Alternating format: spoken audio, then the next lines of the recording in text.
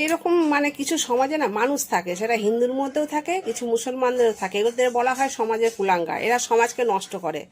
আমি গীতা পাঠ করি এবং অন্য কোনো ধর্ম বই হলেও আমি পড়ি, তা সেখানে শ্রী রামচন্দ্র বা শ্রীকৃষ্ণ বা শ্রী মহাদেব কোথাও কাউকে বলেনি জোর করে তাদের নামগুলো বলাতেই হবে, যে শ্রীকৃষ্ণ বলো, জয় শ্রীরাম বলো, কোথাও লেখা নেই। তুমি কোন হরিদাস পাল জোর করে ওকে বলাচ্ছ?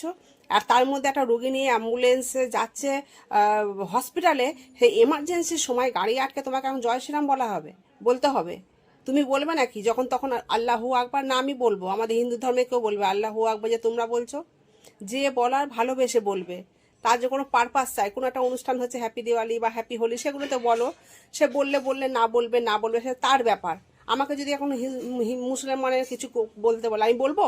থরি বলবো আমি? ওদের জোর করে বলাচ্ছ? ভগবানটা কোনোদিন এরকম জোর করেনি। আর তুমি কোন হরিদাস পাল? সমাজের কুলাঙ্গার এক একটা তোমরা। এরাই হচ্ছে সমাজের মানে বিষ ছড়াচ্ছে এদের জন্য। কিছু মুসলমানদের মধ্যেও থাকে এরকম কিছু কুলাঙ্গার, ঠিক হিন্দুর মধ্যেও কিছু থাকে কুলাঙ্গার। আমার লাইভে এসে আমি কোনোদিন কাউকে বলি না যে রাধে রাধে বলে, হরে কৃষ্ণ বলো। তারা জানে আমার পোস্ট দেখে যে আমি রাধা গোবিন্দর ভক্ত।